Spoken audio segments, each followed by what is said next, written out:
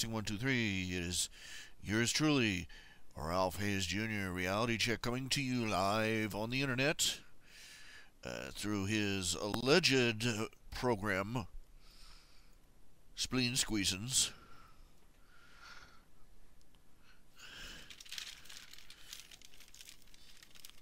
With all the bile and mental brain juice that we can squeeze out over the matters political, social, religious, cultural, artistic, and pop culture. Yay. Along with, oh yeah, comics. Ha. Hi, how y'all doing? How y'all doing? Don't know if anybody's out there.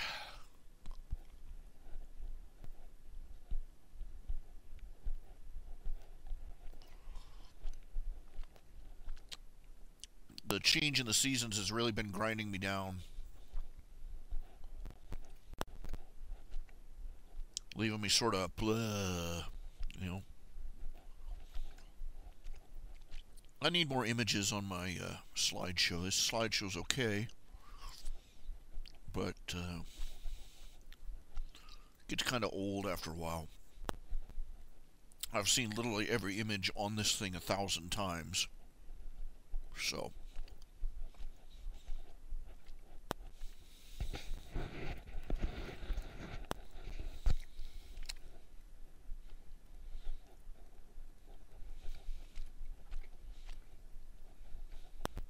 I used to download a lot of images from liberallogic101.com, but they did something to their website, screwed it all up, and now it is almost impossible to browse the images. And I can't figure out why. I'm like, nice work fixing it, geniuses.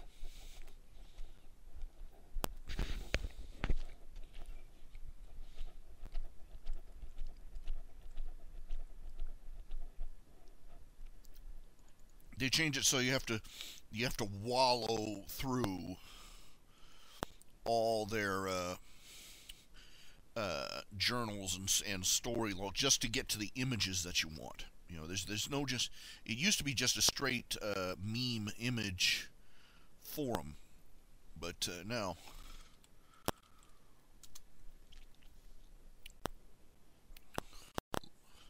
liberallogic101.com.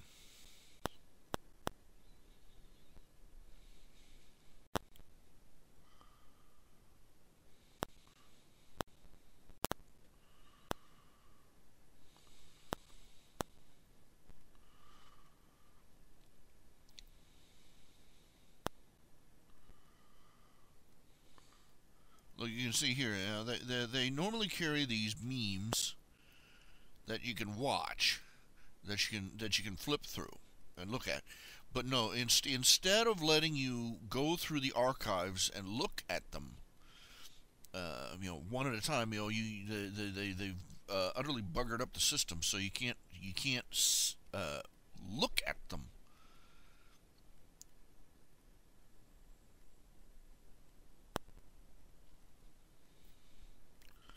And it's kind of frustrating. I like to browse, and this is not set up to browse. Liberal Logic 101, I love you, but whoever designed your website needs a swift kick in the pants. Alright, let's see, we're going to pick up where we left off with the most recent page of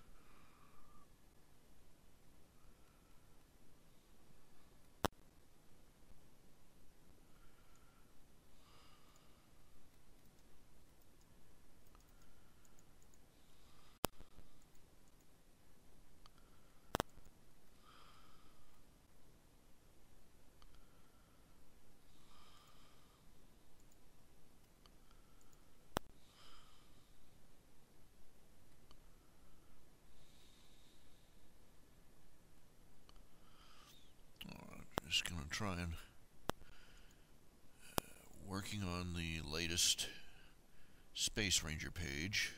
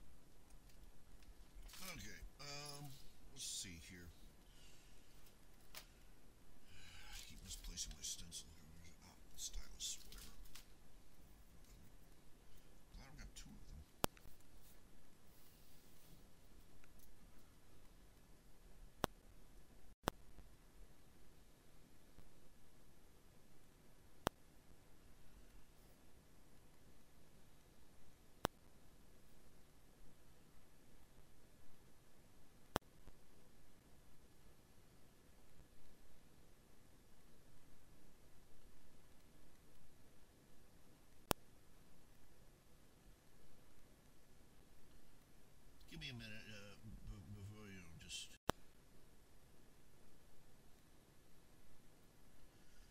before you go stomping off because I'm playing techno in the background. Give me a minute and I'll find something more pleasing to your ears. I don't care much for techno myself, every now and then I'll hear maybe one tune out of 1,000 that, one techno riff that'll catch my attention, but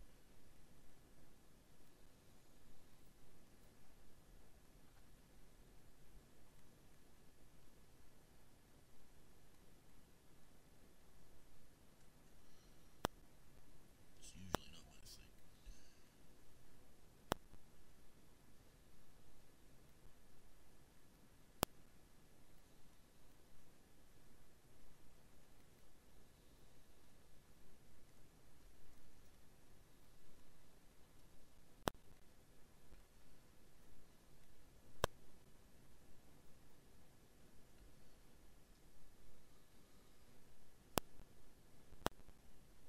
Now I've been studying some of the anime and manga. Well, not studying, just being a little more observant. It's surprising when you look at them.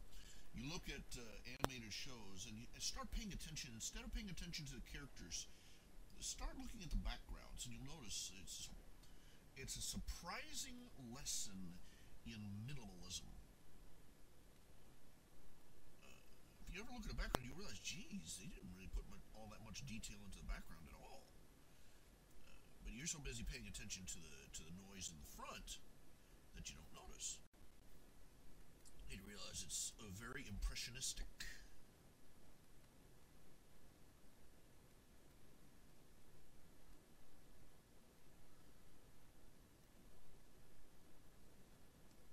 So I'm seeing if I can incorporate a few few of the tricks of the trade. There's this one scene I saw a little video. It was an anime music video.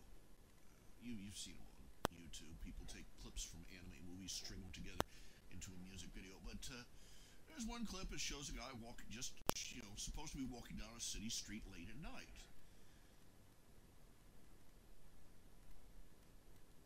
And you get the impression that he's walking down. You can see the street lights, the signs, and then you back up and go, wait a minute, and you look at it, and really all the background is some rounded rectangles in the top half of the screen, a dark background, some rounded, brightly colored rectangles in the top of the screen, and just faded circles.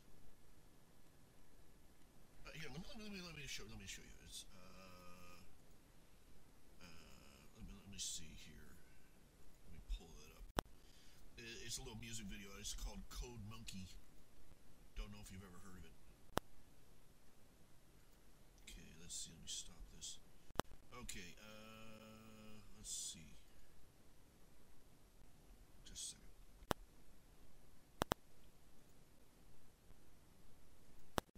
I've been sort of gorging on fan fictions lately. Harry Potter and Harry Dresden and Iron Man, of all things. Read one fan fiction. It was a crossover of Harry. It was a crossover between Game of Thrones and Iron Man. And normally I won't have anything to do with anything Game of Thrones, but just putting Iron Man into the scenario makes it a lot more idealistic than the original work, to say the least. Oh, pardon. Well, anyway, let me see here. When I'm talking about minimalism, let me pull this up. Let me pull this up and show you. Switch over to the desktop. Okay, there's a song, Code Monkey. We'll watch a little bit of it.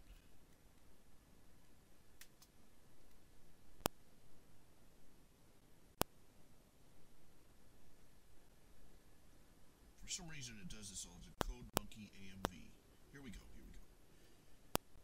I love this song. It's very, very cute.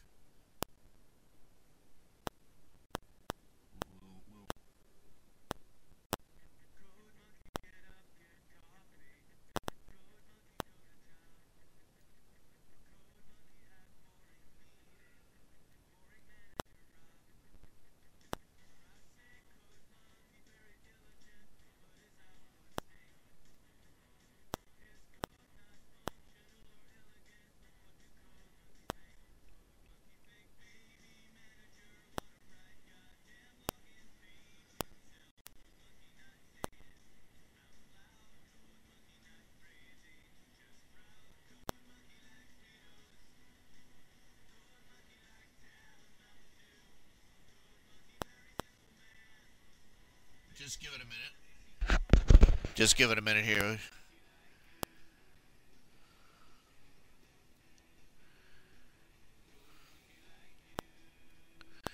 I'm waiting for it to get to a particular scene here.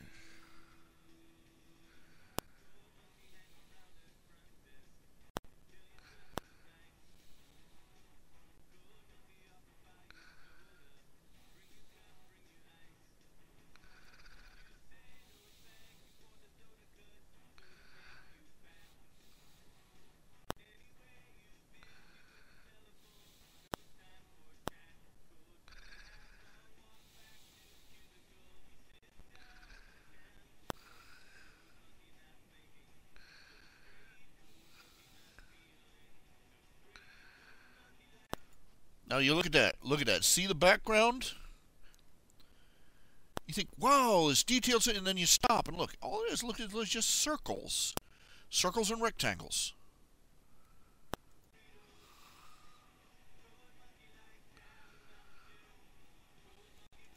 I was thinking of this in particular. Look at it.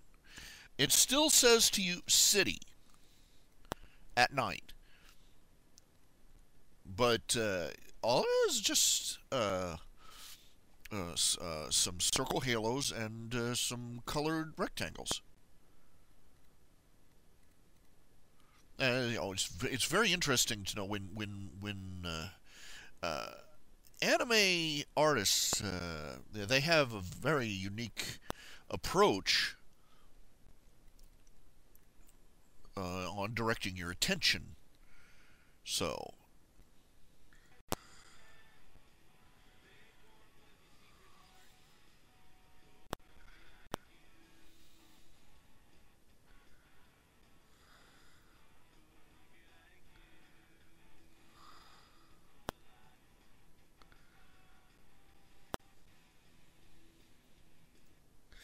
Anyway, okay. Anyway, you get the idea. Can you hear me clearly?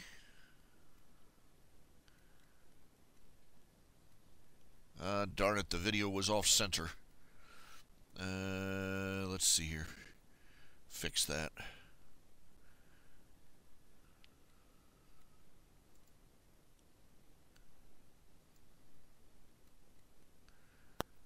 Oh well, a little late for it, but anyway, you get the idea. It's,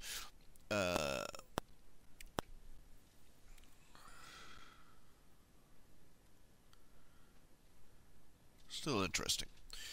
Well, topics to talk about. Last Saturday's new episode of My Little Pony. Everybody, the fans were really looking forward to this. Looked like it was going to be pretty good.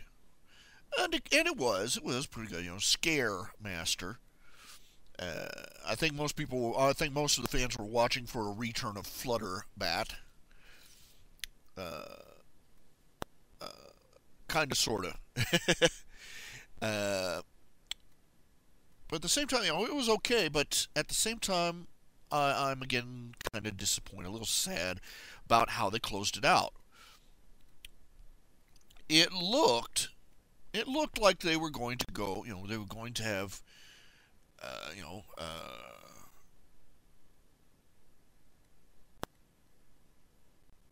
I'm trying to spell out what I'm saying here.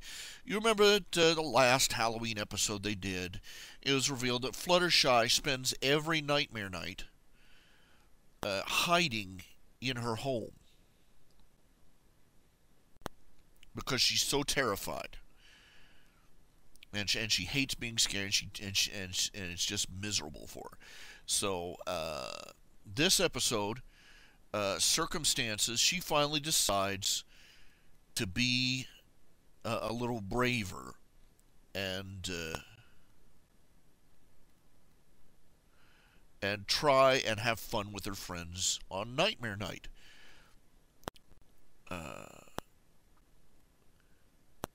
And she at first she hangs out with them and tries to and and tries to enjoy the things they're enjoying. But she's such a fraidy cat. It's to the point of flanderizing, really. This is somebody who wrestles grizzly bears and has walked up to a manticore face to face, and who has yelled a dragon down. Yet she's constantly scared of even the silliest things. It gets kind of old. But anyway, she can't even, she's so fidgety and nervous she can't even enjoy bobbing for apples or Halloween candy. And then she hits on the notion of, thanks to Twilight, she hits on the notion of maybe if she was, instead of being one of the ones getting scared, what if she was one of the ones doing the scaring, running around, jumping out of, and she goes and volunteers at, this big spoiler, Granny, she volunteers at the Apple's haunted corn maze. And she and her animal friends, they actually managed to scare the stuffins out of the others. And it was fairly cute, but the ending was kind of sad, kind of disappointing, because this makes the second episode where the message is pretty much very clear. You're an awful person for wanting somebody else to enjoy a holiday too. Okay, you look at the heartwarming episode they had the week before. It was all about how where the Apples spend heartwarming with the Pie family, and the Pie family's holiday sucks. Okay, they instead of a heartwarming feast, they eat rock soup. Instead of heartwarming gifts, they play hide and seek, looking for gifts that aren't there. Instead of the traditional knitted dolls that they apparently put over the fireplace, they have pieces of rock that they put on the fire. It's just a litany of how can we make this the most disappointing. I mean, the Grinch would be going, geez, man, you're overdoing it. But when Applejack tries to introduce them to the idea of a fun, festive Christmas, she gets smacked down for it.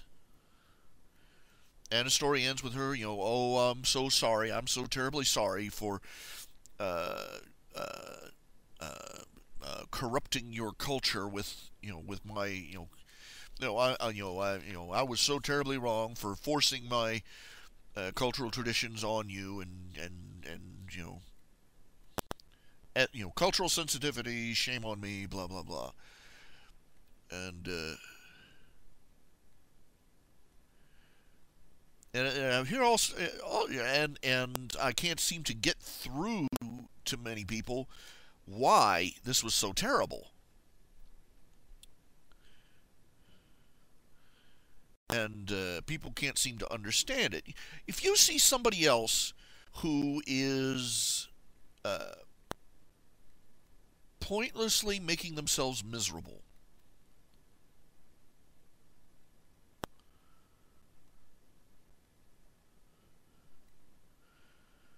are you not obligated as a human being to try and make things better?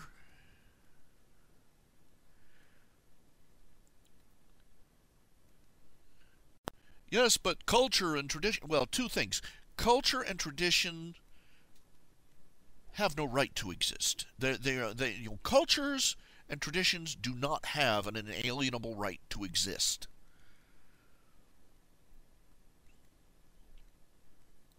They are just systems.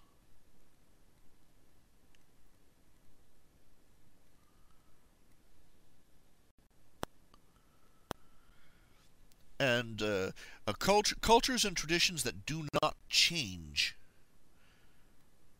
especially when they serve, when they serve no real purpose,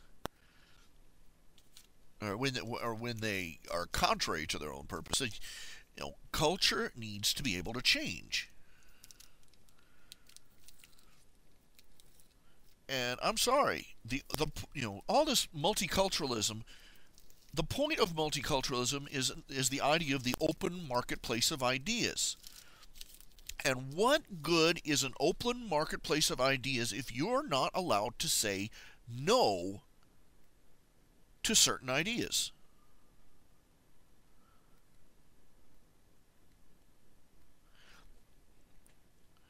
What good is what good is an open marketplace if you are not allowed to say this way is bad, this way is better, this way needs to be put forward, while this one needs to go into the ash heap. Anyway, and it's the same story with this episode. Is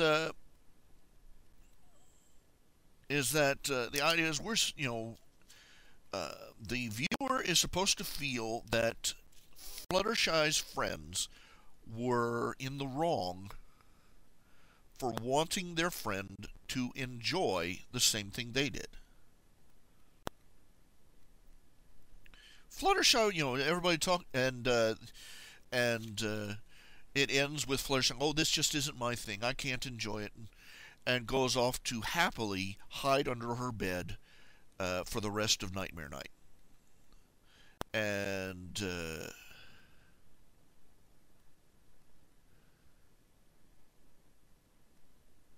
yeah, there is such a thing as people who make themselves miserable.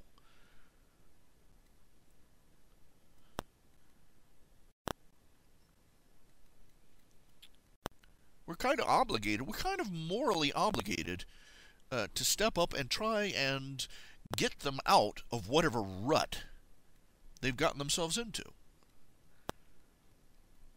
And it seems like in both circumstances, in both these episodes, well, shoot, let's take in the Cutie Mark Crusaders. The writers seem to be devoted to undermining the idea of character development.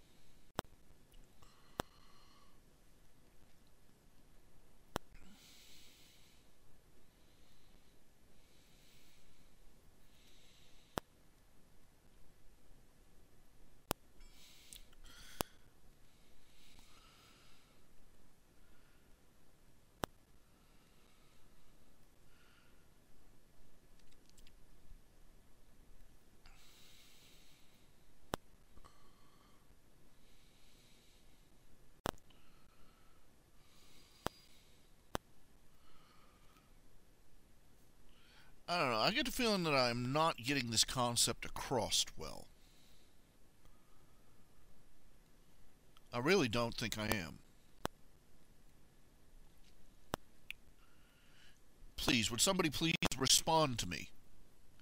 Can you hear me?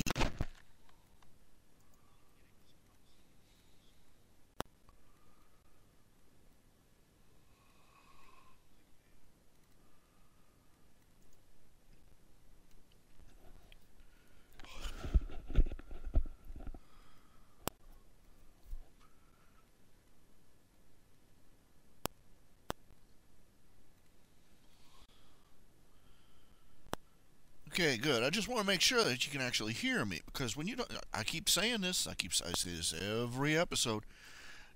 My voice is going out. Nothing else is coming in. I don't hear you breathing. I have to know that you're responding. I can't see your face. I can't hear you talking at your computer screen. I have to, you have to click, click, click, click, click, type. But let's look at it. Okay, the writers have gotten into this where they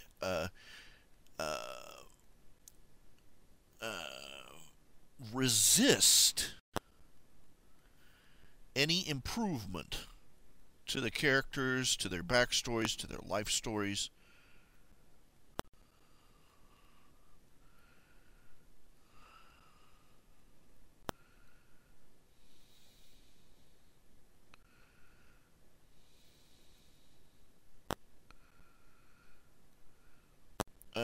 Look at the Cutie Mark Crusaders. All that waiting, all that trouble, all that anticipation. What do they get?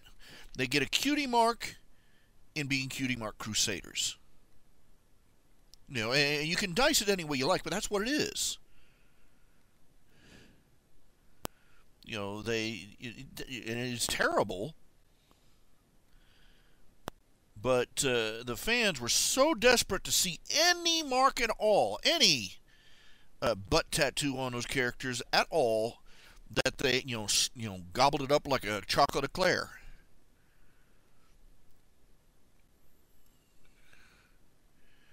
Instead of growing up to be their own individuals, they're going to these characters are supposed to spend the rest of their lives with their lives revolving around cutie marks. If that isn't the exact opposite message of every other Cutie Mark episode that came before, I don't know what is.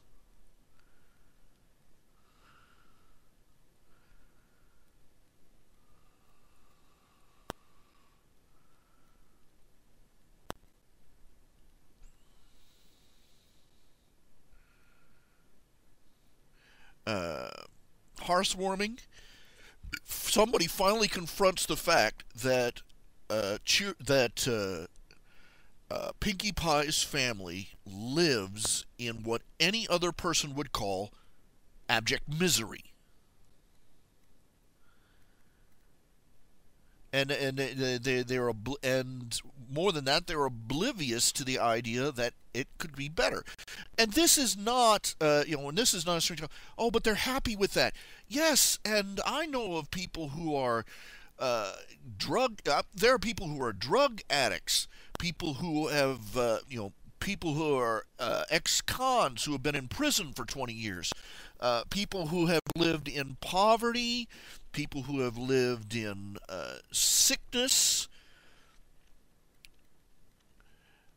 who are absolutely appalled, terrified of the idea of changing. I mean, there are people out there that they get out of prison and they will go out and they will commit some sort of petty felony, some sort of petty crime, knock over a store or something, a convenience store or something, just so they can get back in prison where they can cope. The idea of somebody addicted to their own misery is not new. It's not an exotic concept.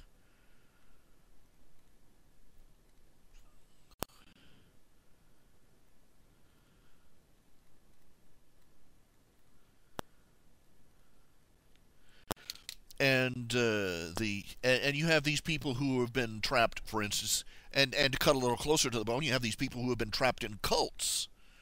They have to go through a period of deprogramming, some of them, because of this, because they have been conditioned to think that that this is the way things ought to be. People who came to the Soviet Union, the former Soviet bloc countries, the reintroduction of freedom and capitalism were incredibly painful because many people just they were like animals let out of a cage.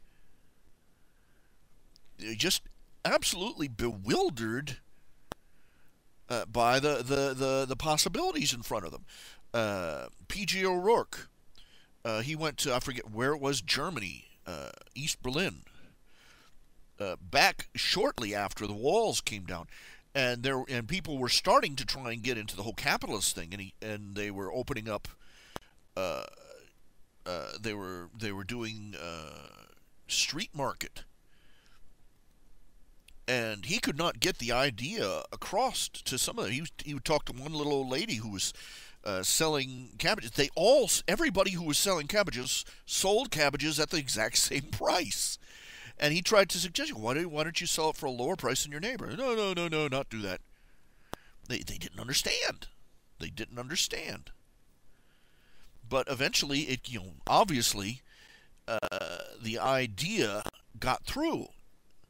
And you can't say for a minute that they aren't happier people for it.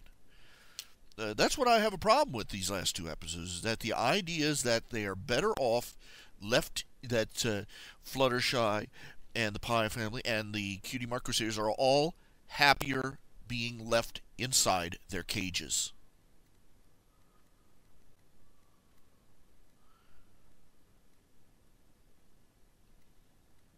And this is not a small thing. This is not a small thing. Think about this. Think about this. This notion that you're a horrible person for trying to liberate somebody from their own captivity. This countermands any type of effort you have in the world.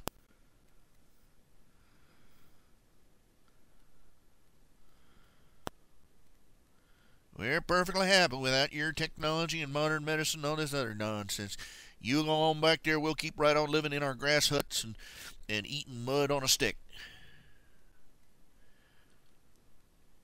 It is perfectly possible for people to be unaware of how miserable they really are.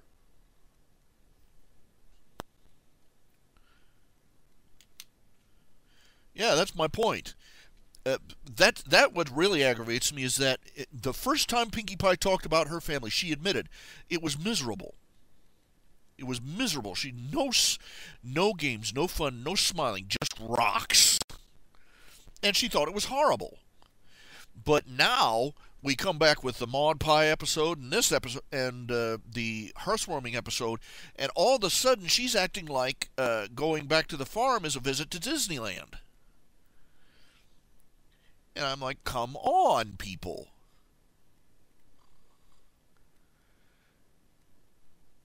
I saw how Pinkie Pie was just going ballistic all over the place around Maud Pie, and I was like, this is a serious case of denial. She is deliberately oblivious to the fact that her sister has the emotional depth of a teaspoon. In the real world, somebody like Maud Pie would be diagnosed as autistic. No lie, I've read where people have sat down and looked over the episode and said, yeah, she, textbook autism, even her little behaviorisms, like the way she would put her pet rock in her hoof and run it in circles. It was very in-depth analysis. That is not a healthy. This is what Christians talk about. When they say that before you can lead somebody to salvation, you have to convince them they're lost. We've reached a point in our culture where it is incredibly offensive, quote unquote, to point out to somebody you're sick, you're unhealthy, you're living in poverty, you're living in brokenness, your life is, this could be so much better.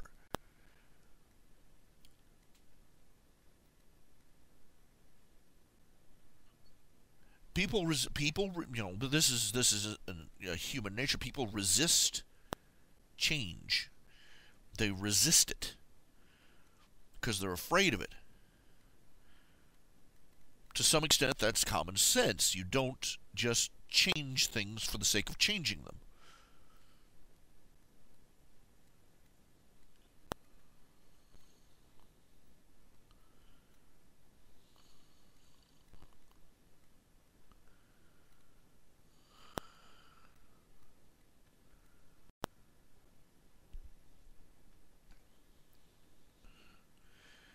They have stories about people, I mean, just thinking of Pinkie Pie's family, they have stories of men who won.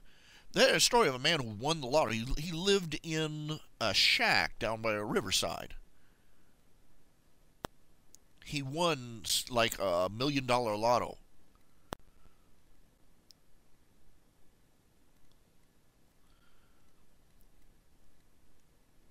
And he was so out of touch with what had happened to him. He died. He died something like a year later. They found him still living in the same shack down by the river. This is why humanity this is just another sign of how desperately humanity needs Christ. Not merely just to save us from the consequence and the penalty of our sin, but to lift us up out of the darkness.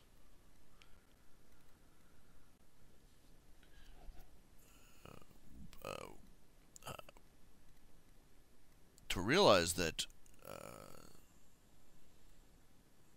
better exists, that the way things have always been is not necessarily a good thing. And here's another example. I introduced the idea that in my stories, I introduced the idea that the princesses they're immortal, or at the very least, they are so long-lived as to be the next best thing. I mean, after the first 1,000 years, you can safely conclude, okay, they're not getting older.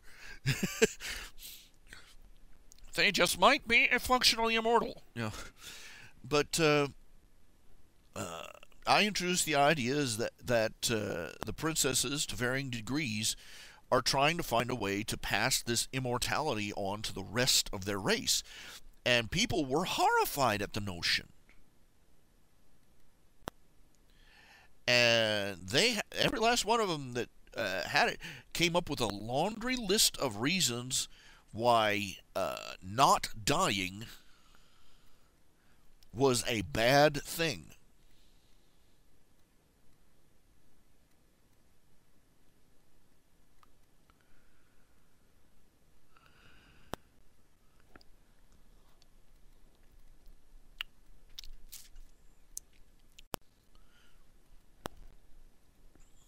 And none of them were able to see that with old age and sickness eliminated,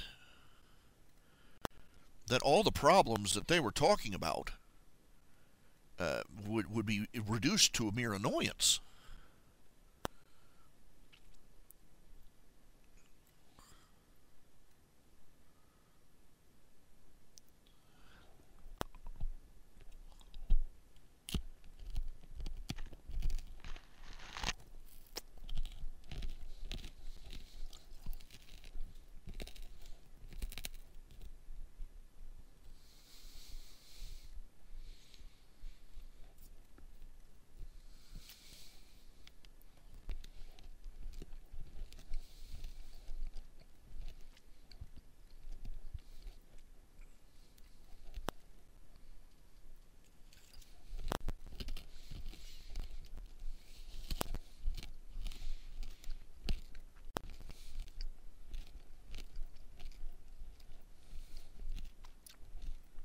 For some reason, this image looping thing is not looping the images.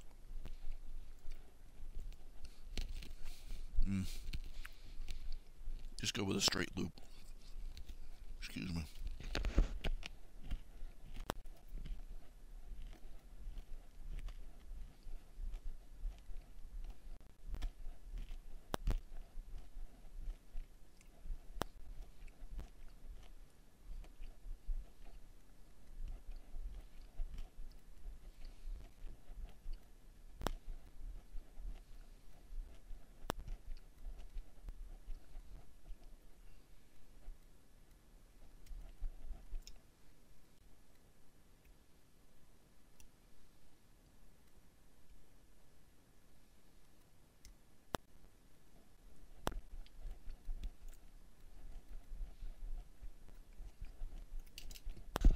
Yeah, I've harped on that notion too, the idea that Celestia knows how to give immortality to every pony and doesn't want to. Again, that's another long, dragged-out argument with people who have their heads stuck in the sand about it. I've hammered over that issue for ages.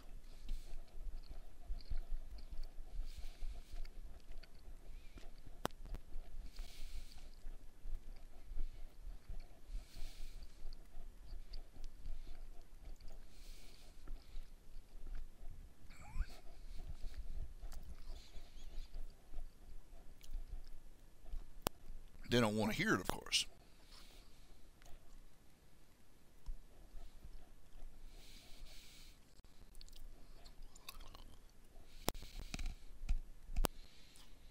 Do not want to hear it in the least.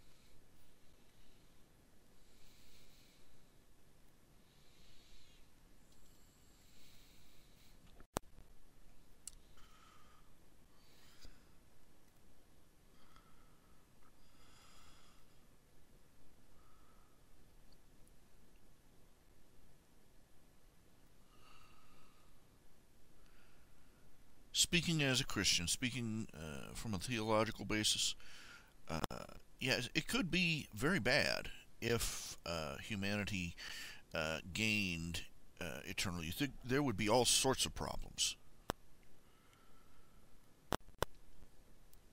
Well, I'm certain of it. I'm certain of it. But I'm also certain that regardless, if a man discovered the way to make perpetual youth a possibility, we would still be despite all the problems it could, would, or might cause, we would still be morally obligated to release it to humanity.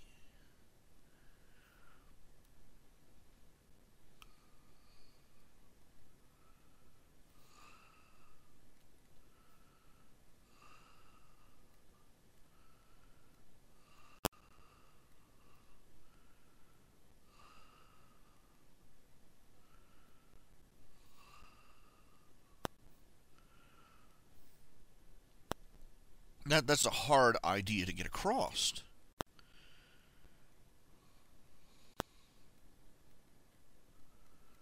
I don't think that God is going to allow us to discover perpetual youth. I don't think he is. I don't think he will. But theologians have thought that about other things. The idea that God would never allow man to fly, that God would never allow man to fly, reach outer space. I mean, in my own lifetime, I've heard preachers say that God, the problems of space program, God punishing man for his audacity.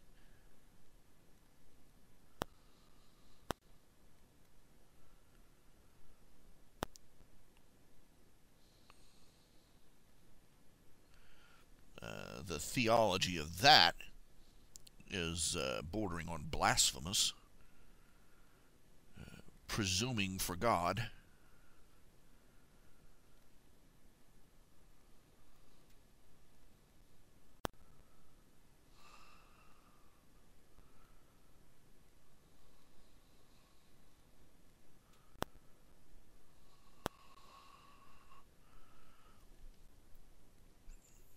Said I with a straight face. Well, I think I heard about how them that their space pod just lost control and started flipping over and over and over when it was flying in orbit around the Earth. And I said, I bet you an angel came along and gave it a kick. I'm like, yeah, good for you, Captain Hee Haw.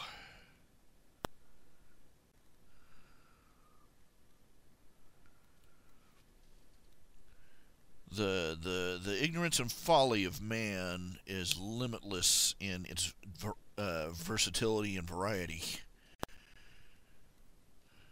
and it's really depressing the number of stupidities that come out of the mouths of people who are supposed to be spiritual leaders.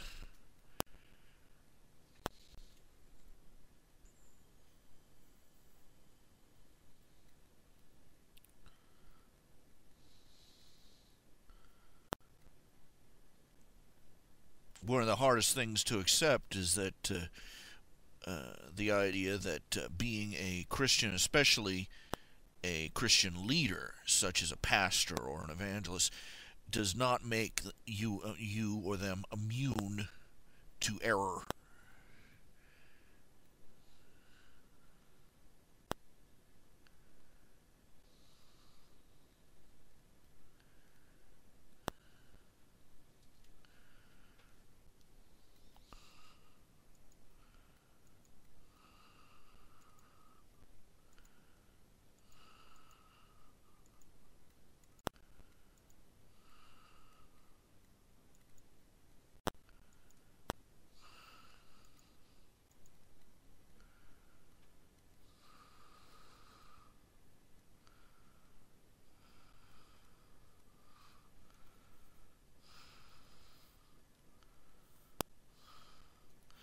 But anyway, I have to admit I just lost my train of thought.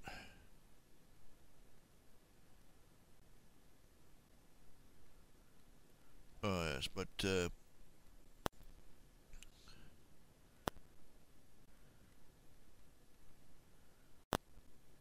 imagine ourselves to be wiser than the Pharisees. Oh, we'd never succumb to that kind of humanist, secular, uh, unscriptural. We'd never fall for that stuff, and here we are doing it. Uh, the Pharisees were so obsessed, with they lawyered themselves up. They were so obsessed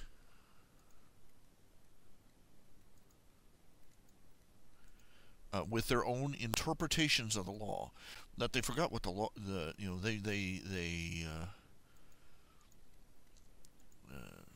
They were so obsessed with their own culture. They turned their they substituted man's traditions for God's laws, and they reached a point they couldn't even tell the difference anymore. They couldn't tell the difference between. They didn't have the sense to sort out things that they had come up with themselves from things that God had told them.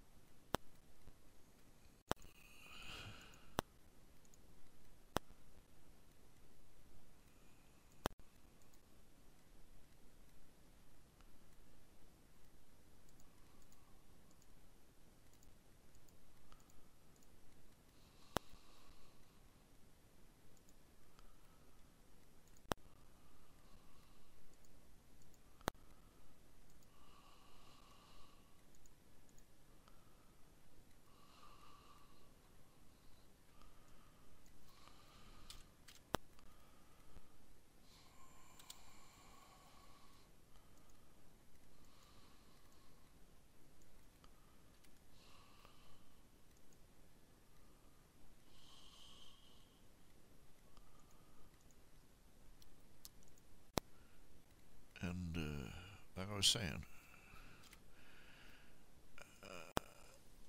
regardless of what we think the consequences would be, if we had a cure for old age, we would be morally, scripturally, biblically obligated as morally conscious Christians to release that knowledge to the rest of humanity. The same as if we had discovered the cure for cancer.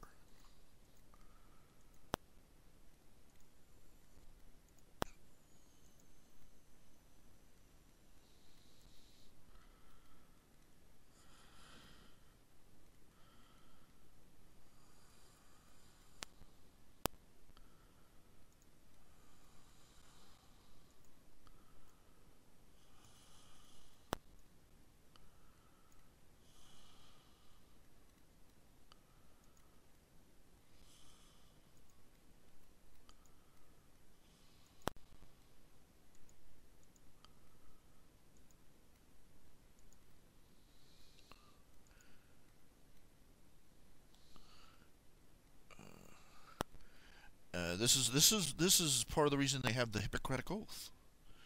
This is why doctors go. No matter who you are or what you are, when you are on the table, you are my patient.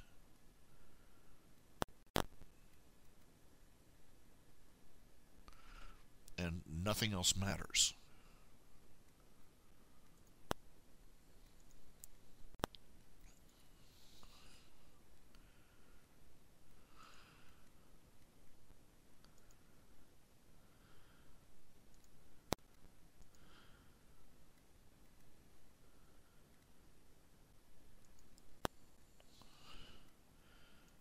A person who made a discovery like that and refused to release it to the rest of humanity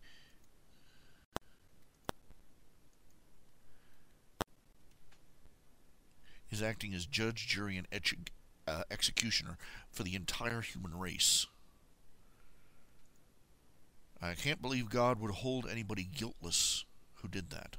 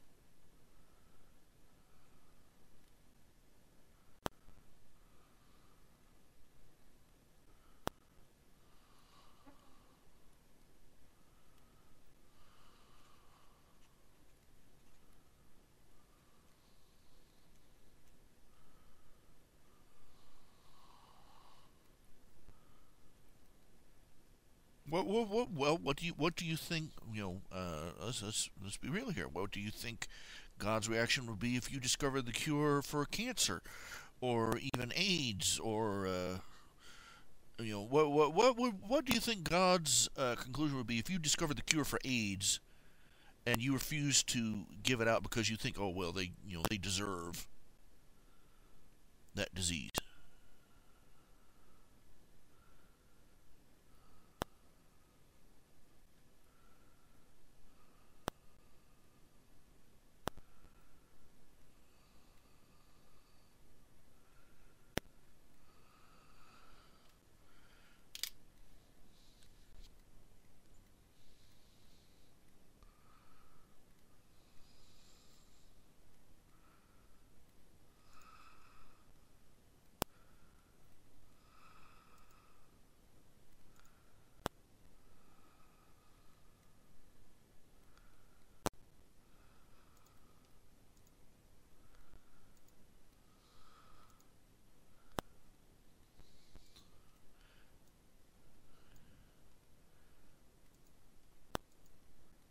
I think God would have a few things to say at least.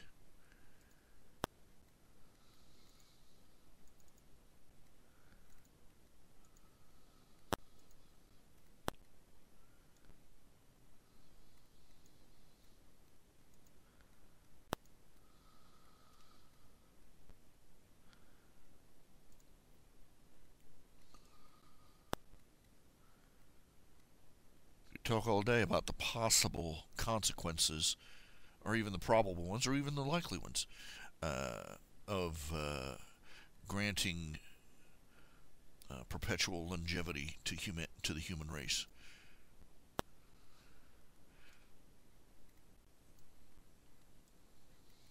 This is one of those things where you have to exercise a little something called faith.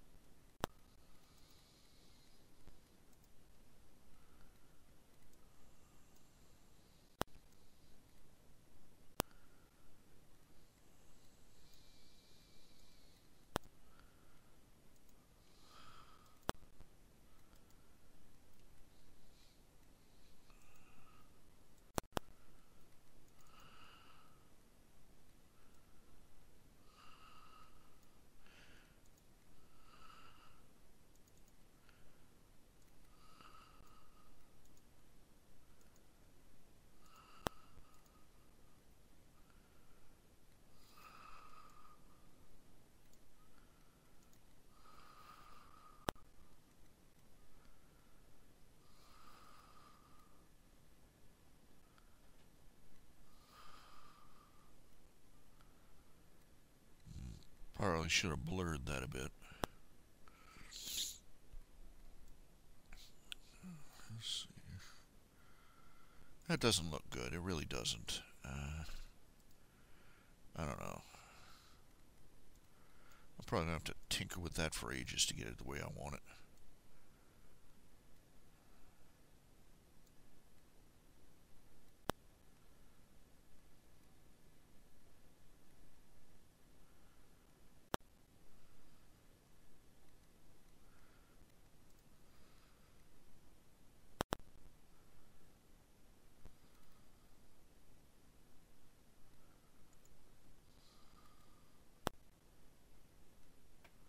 Looking for the revert button to the last, trying to get back to the...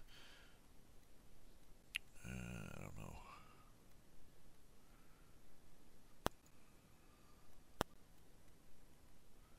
Well, I don't know, maybe not.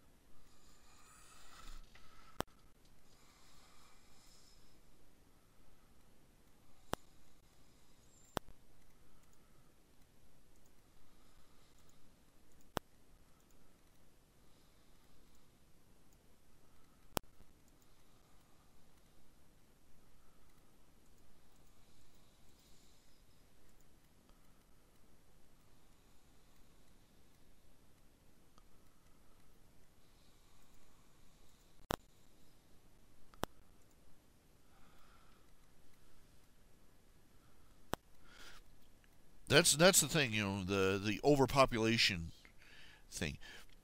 Did you know that the ban on DDT was backed by political advocates and activists in the zero population growth movement? You see, back in the 60s, the typical self-absorbed eco-wacko intelligentsia were talking about overpopulation. You remember, as they always are, they're always talking about how there's too many people in the world. It's never them that's the surplus, you'll notice. And, well, they came out and they said that, there are several, quotes by several of these people that said the only thing that was going to save the world, the only thing they were horrified at the birth rates in the third world countries.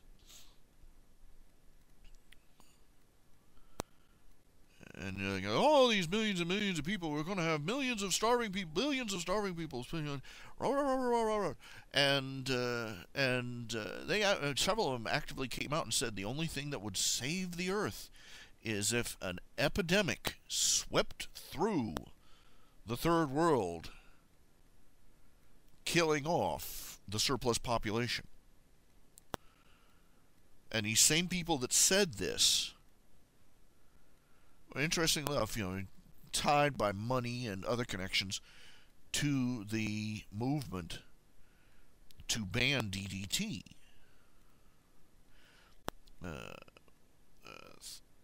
Thanks to decades of lies. Most people don't realize DDT was literally the safest pesticide humanity had ever discovered.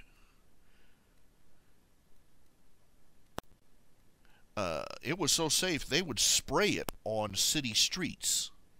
You know, they would drive through neighborhoods, just spray it in the air.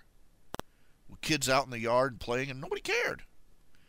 They regarded it as that safe. There were people that handled it all the time. There was one guy who, one of the chemists who made it, fell into a vat of the stuff once. Suffered no long-term effects. It was, you know,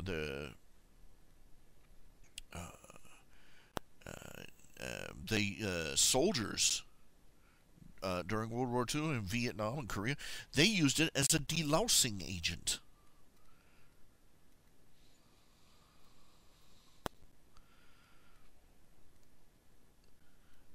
And the environmentalists, they saw where this was going, because it was wiping out malaria in the third world. And the birth rates and, you know, the survival rates in those countries started jumping. And they were appalled, they were mortified, they were horrified, they were revolted, because all these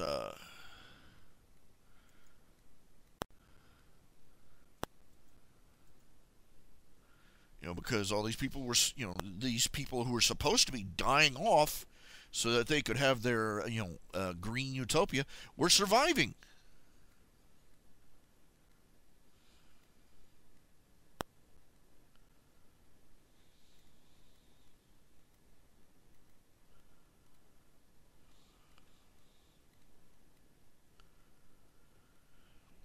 And the woman, you know, in the end, you had the woman that wrote that book, Silent Spring, where she propagated the idea with false research, bad research, fudged all the way up and down, that you know, the DDT was killing off all the songbirds. That was the idea behind the title, Silent Spring, that this horrible DDT stuff was killing off all the birdies, and there would be no songbirds left. They claim, you know, first they tried to claim that DDT caused cancer. There was no evidence that it caused cancer. In fact, the evidence was that it didn't. It was non-carcinogenic. Surprise! Then they tried to claim it was poisoning the wildlife, and they went and examined it. No, it wasn't. Then they tried to claim it was causing birds' eggs to become brittle.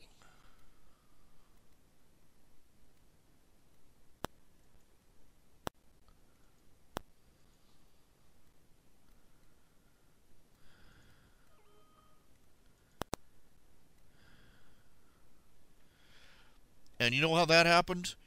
You see, the tests they were conducting, the experiments they were conducting, they would take these birds, these captive birds, and they would test them for DDT accumulation in their blood and in their stool and all this other stuff. But the problem was that the calcium in the bird's diet was interfering with the tests. Well, that was the claim. So they started taking all the calcium out of the bird's diet. Now, here's a big, wild, crazy hint. What happens? What is about of?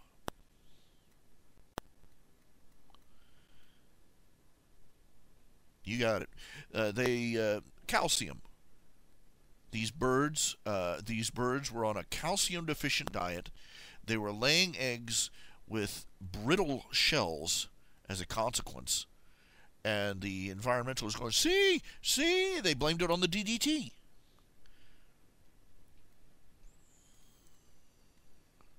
And then they started a campaign. They finally got it taken to court, and even though the judges were whipped,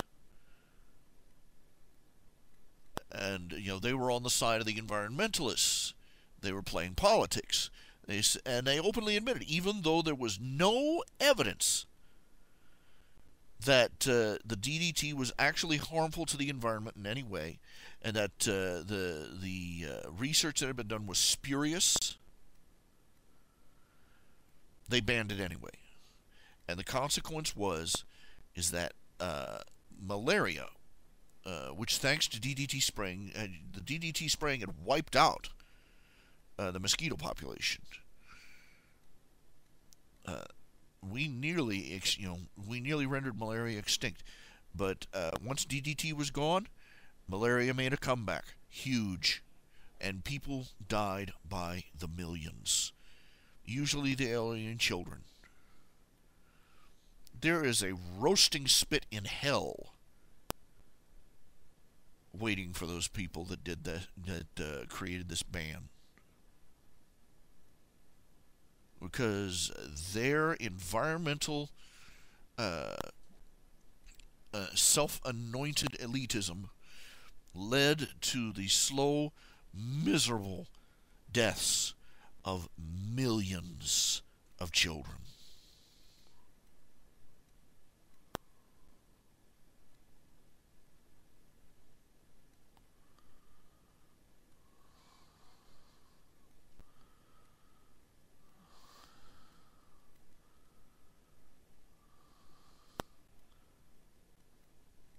Oh, DDT did cause a drop in the bird populations, but it was a much simpler reason. You see, most songbirds eat insects. What happens when there are fewer insects?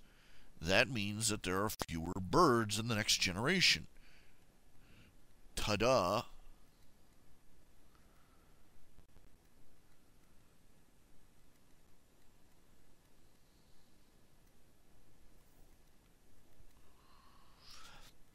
The real sick thing is that because of the ban of DDT, everybody had to switch to new pesticides, ones that are far less effective and are so toxic that they have to be handled with biohazard suits. Some of them. I mean, they're out there spraying. Instead of DDT, they're out there spraying stuff that's known to be toxic, carcinogenic, or worse.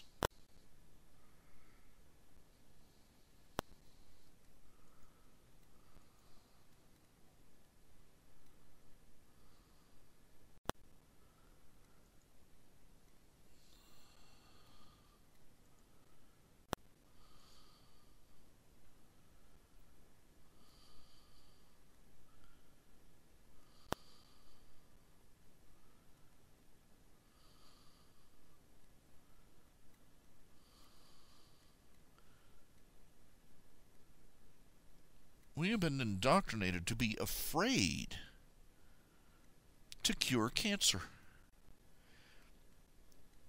We have been indoctrinated to believe that improving our world is a sin.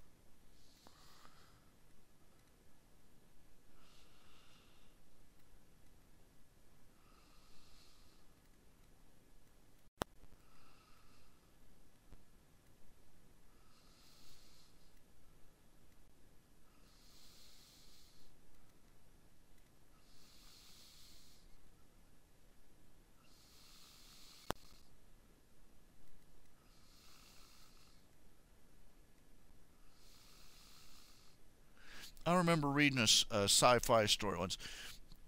It was supposed to be the near future, and the world was so horribly overpopulated uh, that you had to have a license to have a kid, first of all. And if you had an extra baby, an unexpected pregnancy, an unexpected child, if you went through and had the child, uh, basically the government declared you fair game. For instance, the story was a man and a woman. They had two children. The government found out that they had a second child, and so the father uh, the father had to defend his. He had to literally fight for his own life.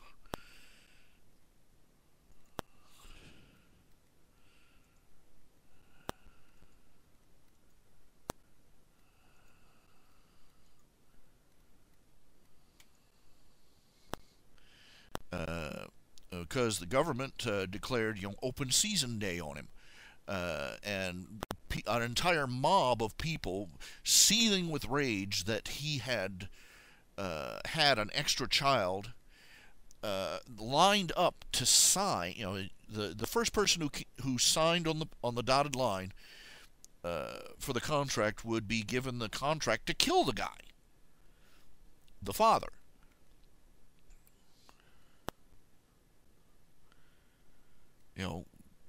Because it was supposed to, balance things out that way.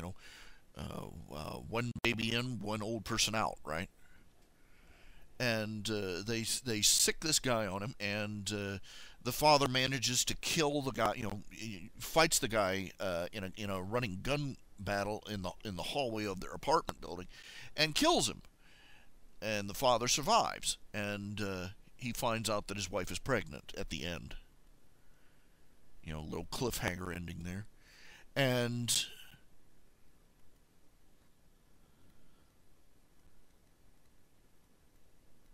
this was and half the story was both of them hiding behind cover while the sociopathic executioner lectures the father on what a selfish, evil, immoral bastard he is for having a child in a world that's so overpopulated that starvation is a constant threat.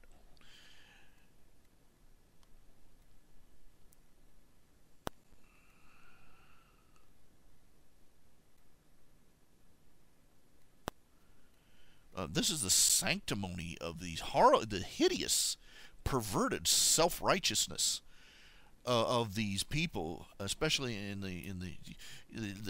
they fester in the science fiction community, especially because in the science fiction community you can pretend that you are, scientifically elite.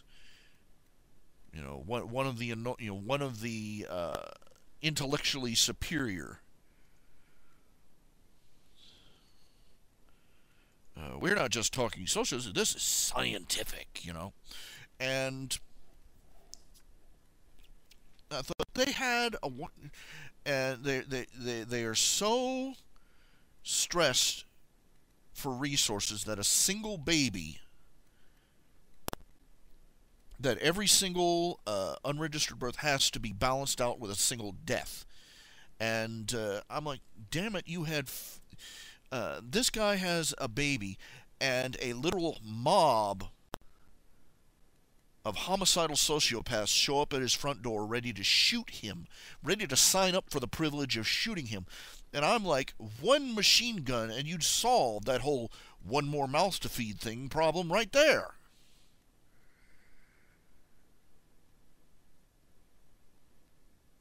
Call me goofy, but maybe executing people who are willing to murder a complete stranger, might solve that little overpopulation problem in his scenario.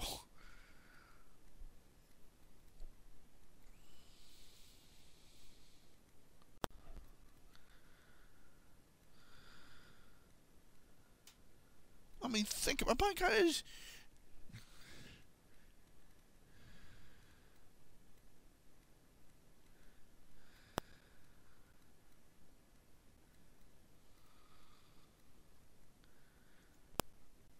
And this is literally how these writers think. All the evils that humanity has ever faced, they always start with armchair intellectuals. All the evils of the Third Reich started with armchair intellectuals who put themselves above the rest of the human race. The Prussian school system, which has rotted the brains of Western civilization, the product of armchair intellectuals. Nietzscheism, humanism, materialism, all of it starts out with bunches of armchair intellectuals sitting around trying to basically show how much smarter they are than the God that made them.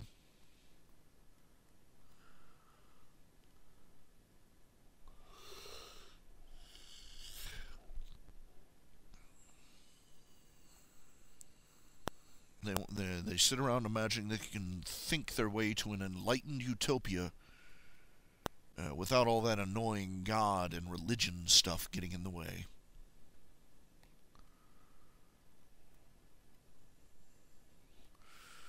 Comtean altruism. I mean, Auguste Comte was an atheist. And the whole Western concept of altruism, that the highest virtue is, the concept of Comtean altruism, namely the idea that a deed's virtue is in how little it benefits the person doing the deed. That concept comes straight from a man who is a blippin' atheist.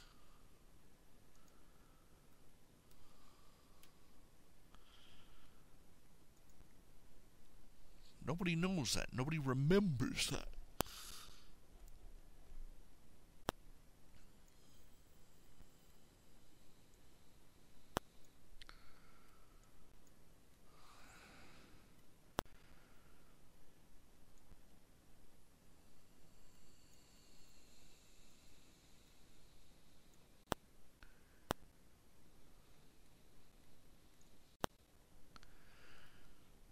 Nobody knows enough history to know that. Now, we talked about altruism before. Now, I'm not talking about charity. That's not altruism. I'm not talking about... altruism is the idea that if you do a deed for somebody else, that makes the deed virtuous. In fact, the idea of altruism is that, regardless, any deed... the reason that a virtuous deed is virtuous is because it was done for somebody else, and because you personally did not benefit from it.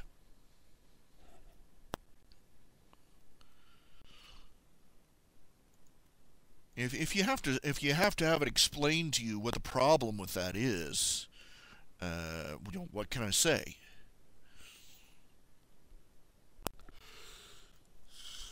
Ugh.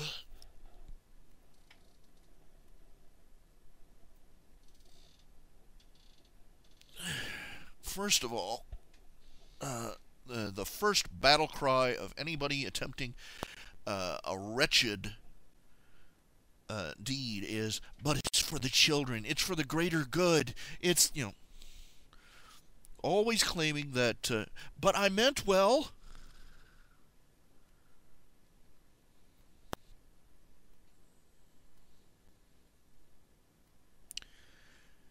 And secondly, the obvious problem is that altruism states basically that a deed that benefits two people is less virtuous than a deed that benefits only one. For instance, if you engage in, if you do something that helps somebody else out, but benefits you too, that is somehow less moral than a deed that only benefits them but leaves you in the lurch.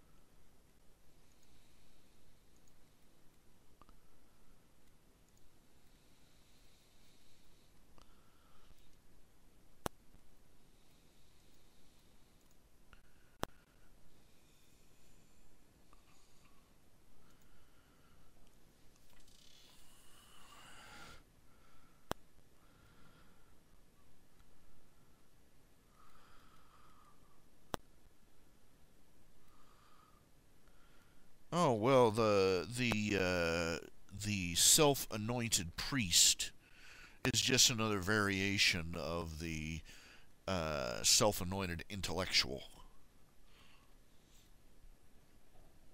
Now, let's be fair here. You can argue it from either direction. A self-proclaimed prophet or priest or wise man is claiming to have superior understanding and knowledge to everybody else. The intellectual is doing the exact same thing.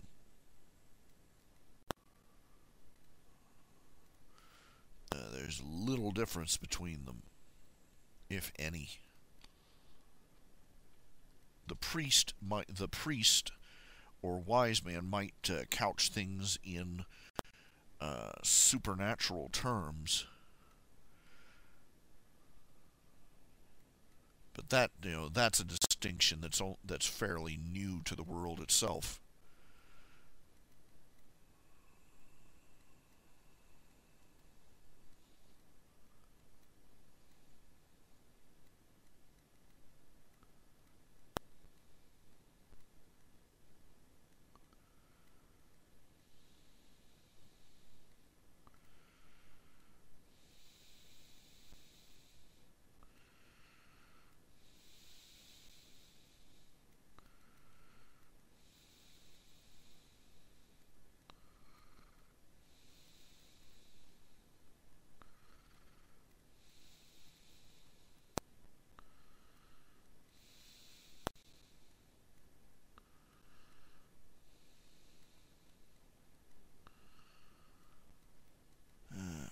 Goodness.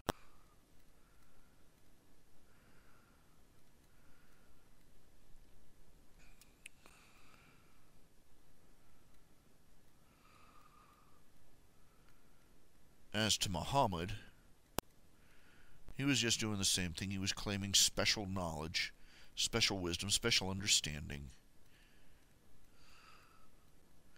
The fact that he was a rapist, murderer, and pedophile was coincidental to that.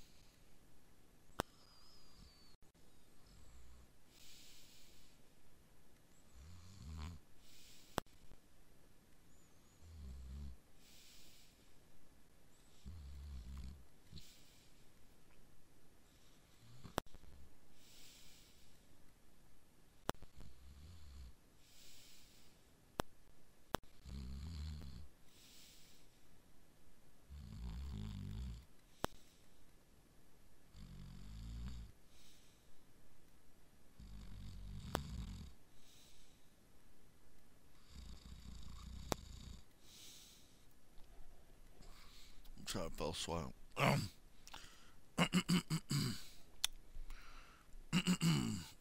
Frog in my throat. Excuse me.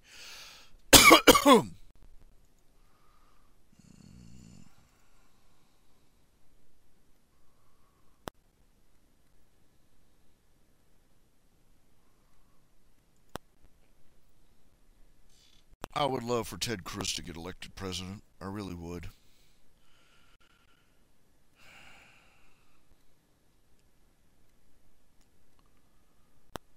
He's the one with the best record I've seen so far. He's got a fairly decent platform, and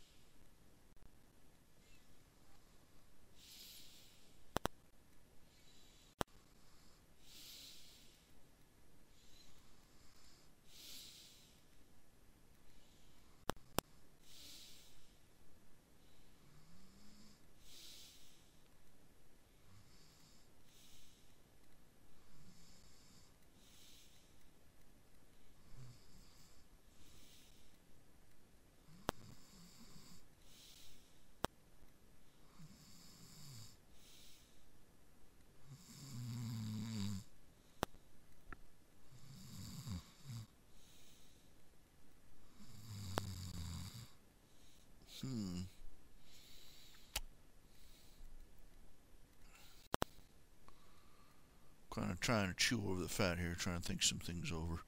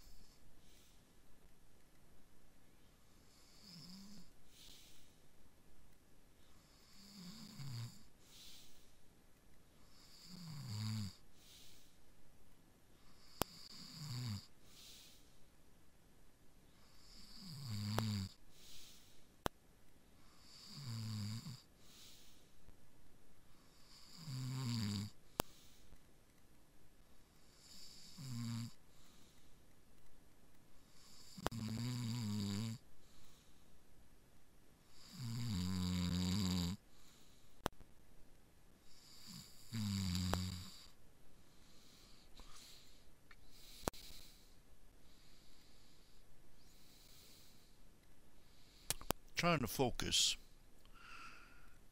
As always, sort of droopy, drowsy kind of.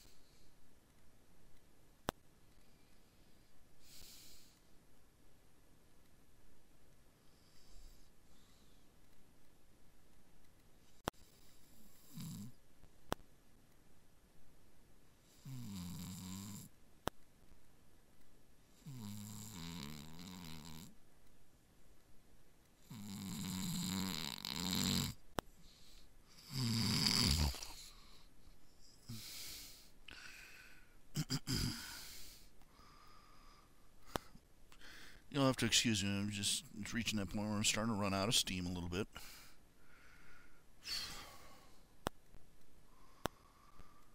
May have to take it slow for a few minutes until my energy catches up.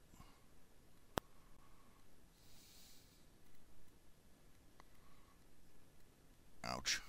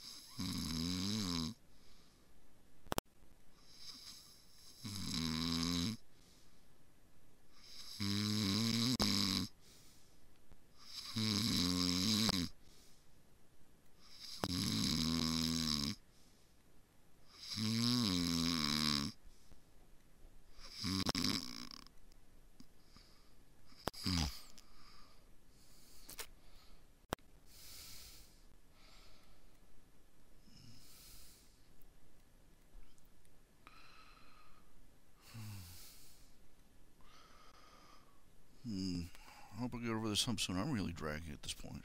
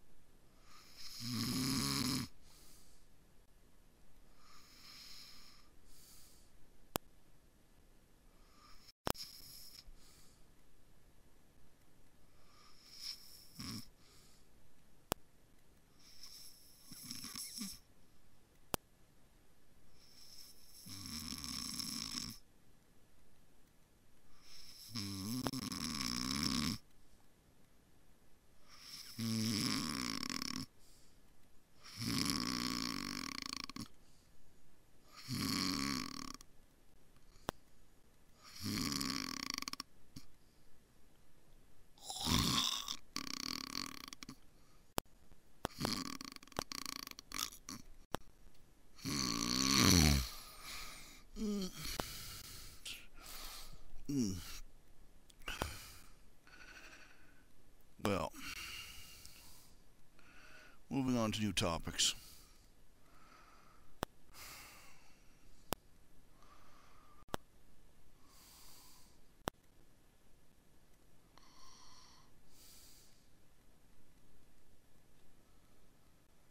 If I could think of a new topic.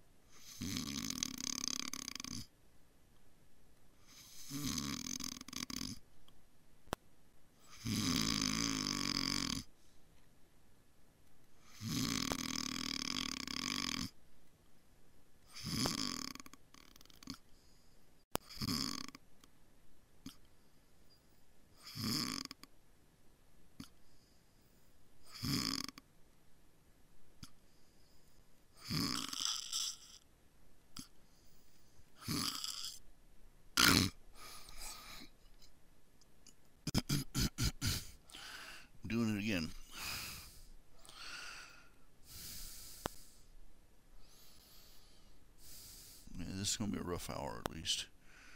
Sort of running on empty and still waiting for the reserve fuel to kick in, as it were.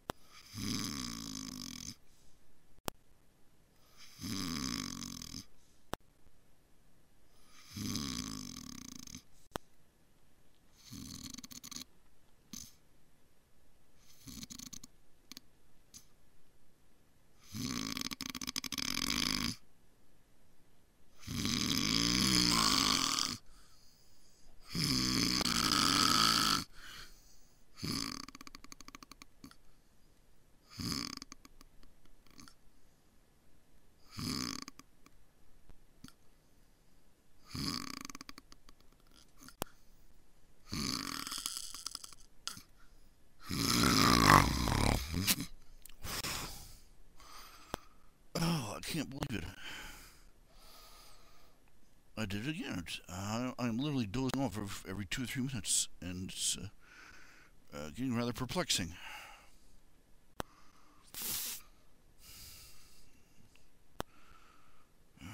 I'm getting too old for my age.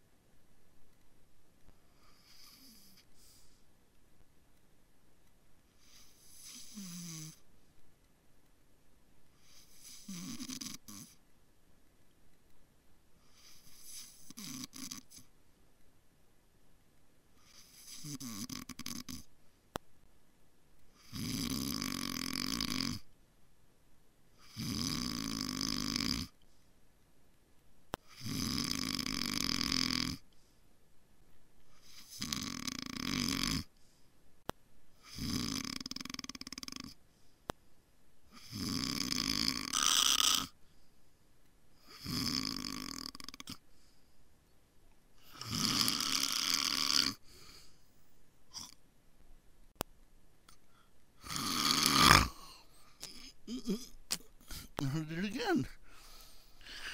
I am literally incapable of staying awake at this point. This is I'll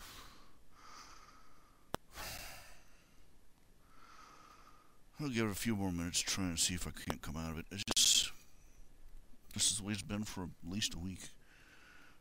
Just dozing off constantly. I do try and get plenty of sleep. Try and, if I don't get it over, I lie down, go to bed, try and get 8 hours, 6 to 8 hours, but I'm constantly nodding off, constantly.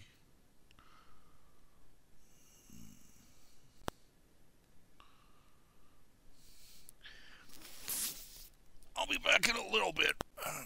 Just give me a minute or two. I just run to the restroom. Be right back.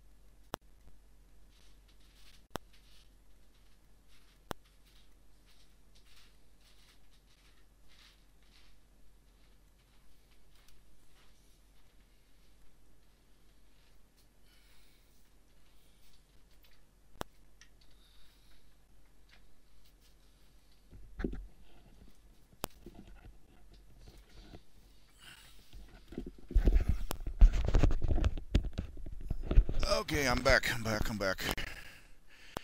Okay. Okay, it's 8 o'clock. It's been a couple hours. I'm going to go ahead and call it a night. We'll pick up again. Let's try doing this in an earlier hour. Let's try 4 o'clock. 4 o'clock tomorrow. We'll pick up where we left off. Maybe do some stuff, have some laughs, rant futilely at the state of the world today. You know, the usual. And I will catch you then.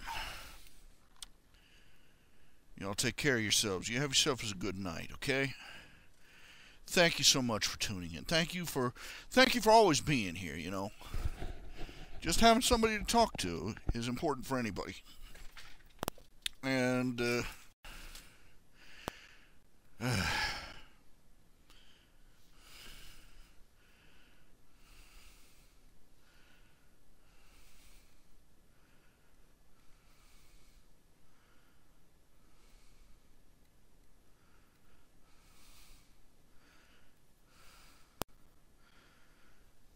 have a good night.